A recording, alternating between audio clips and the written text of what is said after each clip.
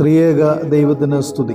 കർത്താവിൽ ഏറ്റവും അനുഗ്രഹീതരെ, വലിയ നോമ്പിന്റെ രണ്ടാമത്തെ ആഴ്ച, കുഷ്ഠരോഗിയെ സൗഖ്യമാക്കിയ ആഴ്ചയിലൂടെ നാം നടന്നു നീങ്ങുകയാണ്. വലിയ നോമ്പിന്റെ 10ാമത്തെ ദിവസം യേശു തമ്പുരാൻ കൈ നീട്ടി തൊട്ട് എനിക്ക് മനസ്സുണ്ട്, നീ ശുദ്ധനാക എന്ന് പറയുന്ന ദിവസം. പ്രിയമുള്ളവരെ, നോമ്പിന്റെ പ്രാർത്ഥനയും ധ്യാനവും ഉപവാസവും ദൈവസന്നിധിയിലുള്ള നമ്മുടെ സമർപ്പണവും എല്ലാം സ്വീകരിക്കുന്ന സർവശക്തനായ ദൈവം നമ്മോട് പറയുകയാണ്, കുഷ്ഠരോഗിയോട് പറഞ്ഞതുപോലെ എനിക്ക് മനസ്സുണ്ട് എന്ന് പറഞ്ഞുകൊണ്ട് അവനെ തൊട്ട് നീ ശുദ്ധനാക എന്ന് പറയുന്ന ഒരു അനുഭവം. പ്രിയമുള്ളവരെ, നമ്മുടെ മനസ്സിൽ അതൊന്ന് കണ്ടു നോക്കി.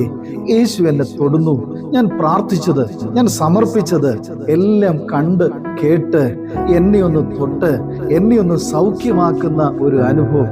അതൊന്ന് ഇമാജിൻ ചെയ്ത് നോക്കി.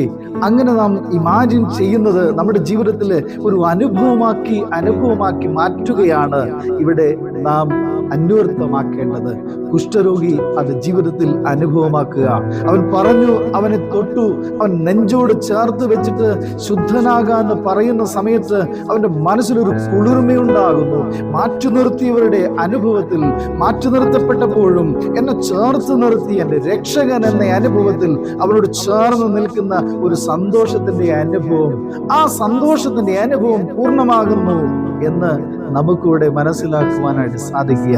ഏകാന്തത മാറ്റപ്പെടുകയാണ്, വേദനകൾ മാറ്റപ്പെടുകയാണ്.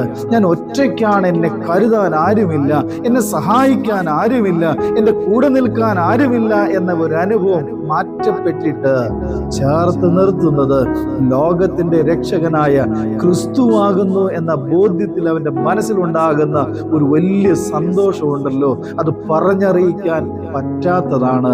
അത് പറഞ്ഞറിയിക്കാൻ പറ്റാത്തൊരു വലിയ സന്തോഷമാണ്. ആ സന്തോഷം ഞാനും നിങ്ങളും അനുഭവിക്കണം. ക്രിസ്തു നിങ്ങളുടെ ചാര നിൽപ്പുണ്ട്. ചാര നിന്നിട്ടവൻ പറയുന്നു, എനിക്ക് നിന്നെ തൊടാൻ ആഗ്രഹമുണ്ട്, നിന്നെ ഒന്ന് കെട്ടിപ്പിടിക്കാൻ എനിക്ക് ആഗ്രഹമുണ്ട്, നിന്നെ ഒന്ന് ചുംബിക്കാൻ എനിക്ക് ആഗ്രഹമുണ്ട്. നീ ഒന്ന് എന്നോട് ചേർന്ന് വരണം, ഞാൻ നിന്നെ ചുംബിക്കട്ടെ, ഞാൻ നിന്നെ ചേർത്ത് പിടിക്കട്ടെ, മാറോട് അണയ്ക്കട്ടെ, ഞാൻ നിന്നെ ഒന്ന് ആശ്വസിപ്പിക്കട്ടെ, ഞാൻ നിന്നെ ഒന്ന് സൗഖ്യമാക്കട്ടെ എന്ന് യേശു തമ്പുരാൻ ചോദിക്കുന്ന ഒരു അനുഭവം.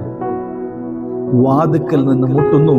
ആരെങ്കിലും എൻ്റെ ശബ്ദം കേട്ട് വാതിൽ തുറന്നാൽ ഞാൻ അവനോടും അവൻ എന്നോടും കൂടെ അത്താഴം കഴിക്കുന്നു എന്ന് പറയുന്ന വെളിപ്പാട് പുസ്തകം 3-ാം അധ്യായം നമ്മെ ഓർമ്മപ്പെടുത്തുന്ന ഒരു അനുഭവം. പ്രിയരെ, അവൻ വാതിക്കൽ നിന്ന് മുട്ടുകയാണ്. എന്തിനാണ്? നിന്നെ ഒന്ന് ആശ്വസിപ്പിക്കാൻ, നിന്നെ ഒന്ന് തലോടാൻ, നിന്റെ കൂടെ ഇരുന്നൊന്ന് ഭക്ഷണം കഴിക്കാൻ. സക്കായിയോട് കൂടി ഇരുന്ന് ഭക്ഷണം കഴിച്ചതുപോലെ നിന്നോട് കൂടി ഇരുന്നൊന്ന് ഭക്ഷണം കഴിക്കാൻ, നിന്നെ ആശ്വസിപ്പിക്കാൻ ആഗ്രഹിക്കുന്നു. ഏൽപ്പിച്ചു കൊടുക്കാം. ദൈവത്തിന്റെ പരിശുദ്ധാത്മാവ് ശക്തീകരിക്കട്ടെ, ബലപ്പെടുത്തട്ടെ, സമാധാനം കൊണ്ട് നിറയ്ക്കട്ടെ, തലോടി ആശ്വസിപ്പിക്കട്ടെ, ദൈവകൃപയുടെ നിറവ് അനുഭവിക്കുവാൻ ഇടയാകട്ടെ എന്ന് ഓർമ്മപ്പെടുത്തിക്കൊണ്ട് ഞാൻ എൻ്റെ വാക്കുകൾ ചുരുക്കുന്നു. ദൈവം നമ്മെ അനുഗ്രഹിക്കട്ടെ.